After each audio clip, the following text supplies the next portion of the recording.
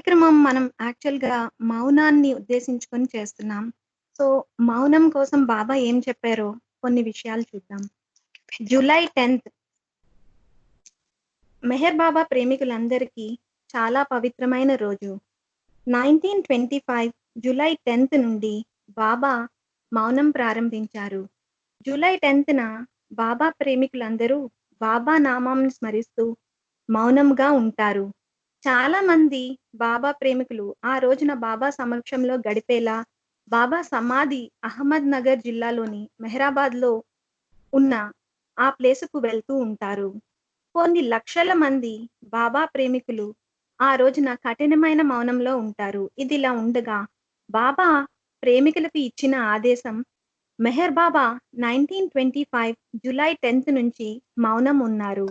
అప్పటికి బాబా వయస్సు 30 సంవత్సరాలు. మెహర్ బాబా 18 మెహర్ బాబా ఫిబ్రవరి 25న పూణేలో జన్మించారు. ఆ రోజుల్లో బాబా ఎదుటివారిని ఎంతో సమ్మోహితులుగా చేసేలా చమత్కారంగా మాట్లాడుతూ ఉండేవారు. స్వయంగా డోలక్ వాయిస్తూ అద్భుతమైన గజల్స్ గానం చేసేవారు. అనర్గళంగా ఆయన చెప్పే అనేక ఆధ్యాత్మిక విషయాలను వినడానికి ఎందరో బాబా చుట్టూ చేరి కూర్చుని శ్రద్ధగా ఆలకిస్తూ ఉండేవారు. అయితే 1925లోని తొలినాళ్ల నుండి బాబా తన సన్నిహితులతో తరచూ త్వరలో తాను మౌనం ప్రారంభించనున్నానని అనేక మార్లు ప్రకటించారు. ఒకసారి బాబా తన మౌనం గురించి చెప్తూ ఉంటే, "బాబా, నీవు మౌనం పాటిస్తే, నీవు నిత్యం చెప్తున్న అనేక సత్యాలను ఎవరు చెప్తారు? దయచేసి మౌనం పాటించవద్దని" ఆయన శిష్యులు ప్రాధేయపడ్డారు. అందుకు బాబా, "నేను బోధించుటకు రాలేదు, మేల్కొల్పుటకు మాత్రమే వచ్చాను. I have come not to teach but to awaken" అని బాబా ప్రకటించారు. ఆ తరువాత తన మౌనం ప్రారంభ దినాన్ని 1925 జూలై 10థ్‌గా ముందుగానే ప్రకటించి, ఆనాటి నుండి బాబా కఠినమైన మౌనంలో ఉన్నారు. అయితే జూలై 10థ్ శుక్రవారం అయింది. ఆ రోజున బాబా ఎప్పటిలానే ఉదయాన్నే 5 గంటలకల్లా స్నానాది కార్యక్రమాలు పూర్తి చేసి, మండలి వారి బాగోగులు కనుక్కున్నారు. బాబా మండలి వారిని ఏమనుకున్నారంటే, బాబా మౌనంలో ఉంటున్నారు కాబట్టి, తమని ఇక పట్టించుకోలేరులే అని అనుకున్నారు మండలివారు.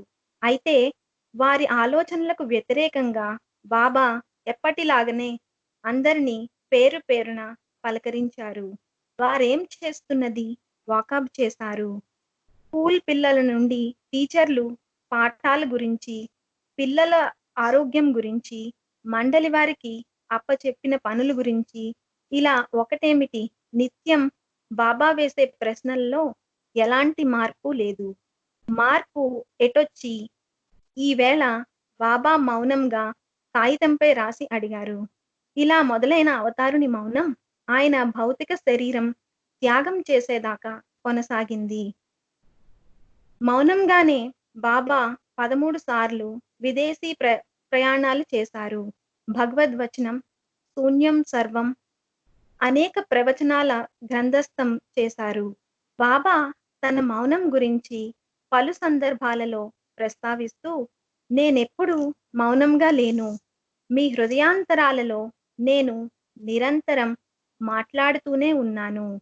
God has been everlastingly working in silence, unobserved, unheard, except by those who experience his infinite silence, drawn to all sound in my silence to hear my word. Come prepared to receive not so much of my words, but of my silence" అని అంటూ మెహర్ బాబా 2 సార్లు car ప్రమాదాలు జరిగాయి. మొదటిసారి అమెరికాలో ఒక్లహాం ప్రాంతంలో, రెండవసారి మహారాష్ట్రలో సతారా దగ్గర ఘోర ప్రమాదాలు జరిగాయి. ఈ భయంకర ప్రమాదంలో బాబా కాలికి ఫ్రాక్చర్ అయింది. బాబాకు ఆపరేషన్ చేయాల్సి వచ్చింది. ఆ ఆపరేషన్ సమయంలో కూడా బాబా తన మౌనం విడనాడలేదు. అమితమైన బాధను మౌనంగానే అనుభవించి అవతారుణ్ణి చూసి అటు అమెరికాలో అలాగే మన దేశంలోనూ వైద్యులు అమిత ఆశ్చర్యపడ్డారు. సాధారణ మానవులు మౌనంగా ఇంతటి కఠిన బాధను భరించలేరని డాక్టర్లు అన్నారు.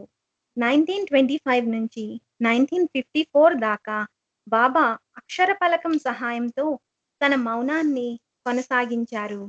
ఆ తరువాత అక్షర పలకం కూడా వదిలి కేవలం సంజ్ఞలతో తన మౌన సందేశాలను ఇచ్చారు.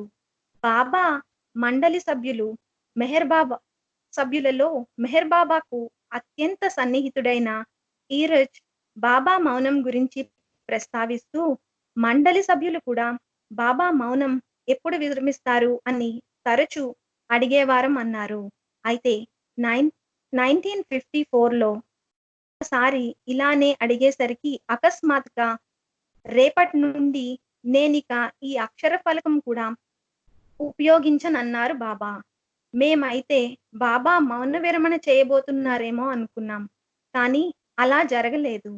బాబా అక్షర పలకం వదిలి తన మౌనాన్ని సంజ్ఞలతో కొనసాగించారు.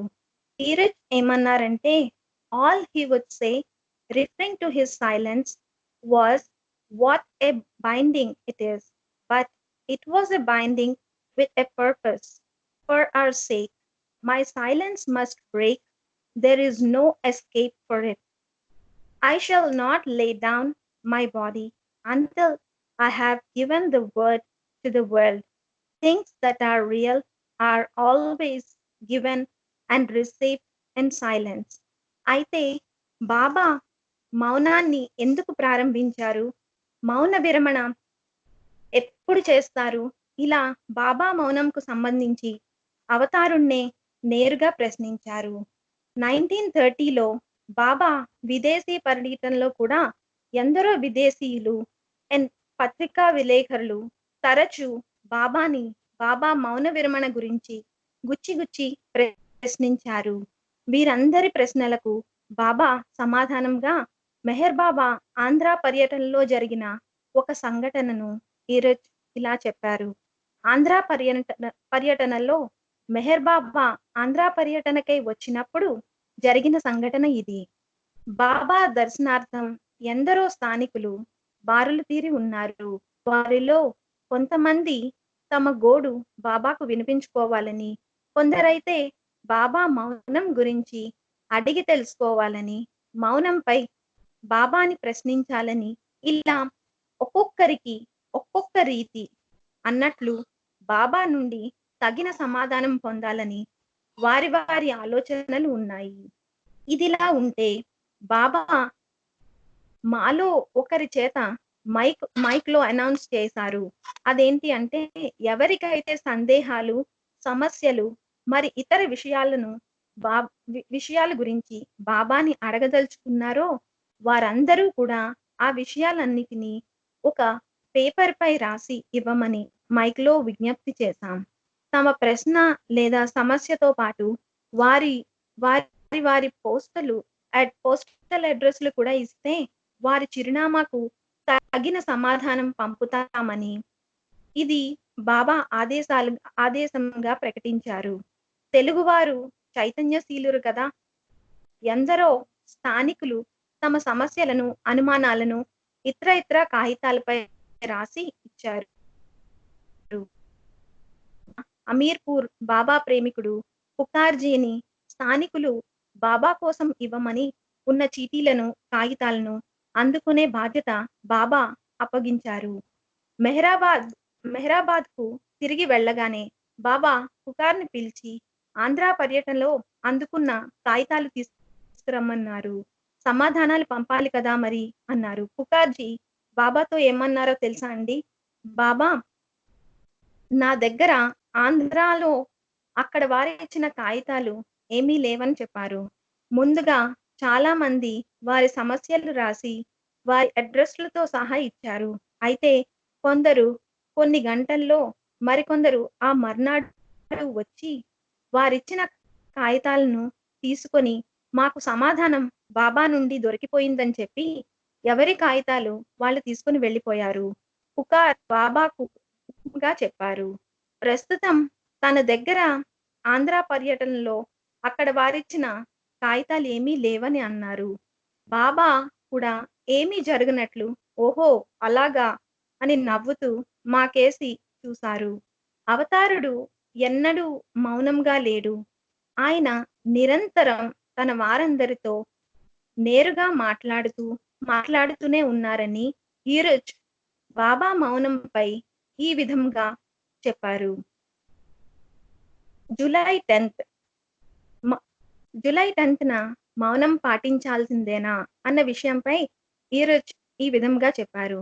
మెహర్ బాబా 44 సంవత్సరాలు కఠినంగా మౌనంలో ఉన్నారు. బాబా చేపట్టిన మౌనం గురించి, అలాగే బాబా మౌన విరమణ గురించి మనం తరచు మాట్లాడుకుంటూ ఉంటాం. చాలామంది బాబా ప్రేమికులు జూలై 10థ్ ప్రత్యేకంగా మౌన దినంగా పాటించాలా? వద్దా? అని అడుగుతూ ఉంటారు. అయితే మౌనం ఉండాలా అన్నది వారి వ్యక్తిగత నిర్ణయం. ఏదో ఒక రోజున మనం జరుపుకుంటున్న పెద్ద పండుగలు దీపావళి, ఉగాది ఇలాగా యావత్తు ప్రపంచము జూలై 10థ్‌న మౌన దినంగా పాటించే రోజు త్వరలో వస్తుందని తాననుకుంటున్నాను అన్నారు. జూలై 10థ్ మౌనం పాటించాలా? వద్దా? అనే దానికి మెహర్ బాబా మనకు స్పష్టమైన సూచనలు ఇచ్చారు. తొలినాళ్లలో మేము ఎన్నడూ మౌన దినాన్ని ఓ ప్రత్యేక రోజుగా జరపలేదు. ఒక రోజున ఓ బాబా ప్రేమికుడు బాబా మౌనం పాటించిన రోజు జూలై 10థ్ అని గుర్తు చేశారు. దాంతో ఆ రోజున ఉపవాసం పాటించమని బాబా అన్నారు. ఆ మేరకు బాబా కార్యదర్శి ఆతికే ఇరానీ తన ప్రేమికులందరికీ ఓ సర్క్యులర్ పంపారు. ఉపవాస సమయంలో కేవలం టీ తాగొచ్చునని, 24 గంటలు ఉపవాసం ఉండాలని బాబా అన్నారు. ఆ పిదప మరో ప్రత్యామ్నాయంగా 24 గంటలు ఉపవాసం ఉండగలిగిన వారు ఉండండి. అలా కాని పక్షంలో 24 గంటలు మౌనం ఉండాలని బాబా ఆదేశించారు. ఇందుకు చాలా మంది బాబా ప్రేమికులు తాము మౌనం పాటిస్తామని ఆనందంగా చెప్పారు. ఉపవాసం కంటే మౌనం సులువని వారు భావించినట్లుంది. అప్పటి నుండి చాలా మంది బాబా ప్రేమికులు జూలై 10థ్‌న మౌనం పాటిస్తున్నారు. ఇకపోతే మౌనమా? ఉపవాసమా? అని రెండిటి నడుం మధ్య ఉన్నవాళ్లకు బాబా తమ సాధక బాధకాలు చెప్పుకుంటూ ఇలా అన్నారు. బాబా మేము ఉద్యోగాల్లో ఉండటం వల్ల మౌనం పాటించడం సాధ్యపడలేదని వాపోయారు. వారు తమ ఇబ్బందుల చిట్టాను బాబా ఎదుట చెప్పుకున్నారు. కొంతమంది మౌనం పాటించడం కష్టమని భావిస్తే, మరికొంతమంది తమకు ఉపవాసం కష్టమని అన్నారు. ఈ మేరకు కొంతమంది బాబాకు నేరుగా లేఖలు రాశారు. ఏదైనా పర్వాలేదు అని బాబా చిరునవ్వుతో సమాధానమిచ్చారు. ఆ దరిమిలా బాబా చాలా స్పష్టంగా మీరందరూ జూలై 10థ్‌న తప్పక మౌనం లేదా ఉపవాసం పాటించాలని నేను కోరుకుంటున్నానని అన్నారు. బాబా మండలి సభ్యులు కూడా ఈ నియమాన్ని తూచా తప్పకుండా పాటించాలని నా వాంఛితము.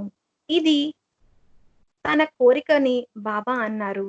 దాంతో బాబా ప్రేమికులు ఎక్కడున్నా జూలై 10థ్‌న మౌనం గాని లేదా ఉపవాసం గాని పాటిస్తున్నారు. కాగా 1960లో చివరి రోజుల్లో మౌన వార్షికోత్సవం పాటించడం గురించి తన ప్రేమికులకు బాబా చాలా వివరంగా చెప్పారు.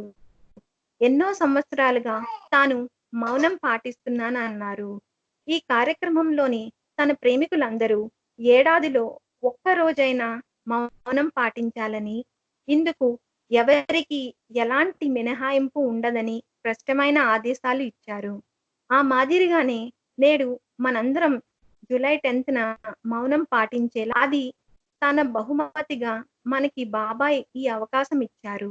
బాబా భౌతికంగా మన మధ్యలో ఉన్న రోజుల్లో కూడా ఆయన సమక్షం ఆయన సమక్షంలో మేం మౌనం పాటించాం. చాలా రోజులు బాబా ప్రేమికులందరూ జూలై 10థ్‌న మౌనం లేదా కఠిన ఉపవాసం పాటించారు. ఆ దరిమిల బాబా తన ప్రేమికులందరికీ ఉపశమనం కలిగించేలా ఏమన్నారంటే, జూలై 10న తన ప్రేమికులందరూ తప్పక మౌనం పాటించండి. ఉపవాసం అవసరం లేదని స్పష్టమైన ఆదేశాలు ఇచ్చారు. అవతార్ మెహర్ బాబా కీ జై.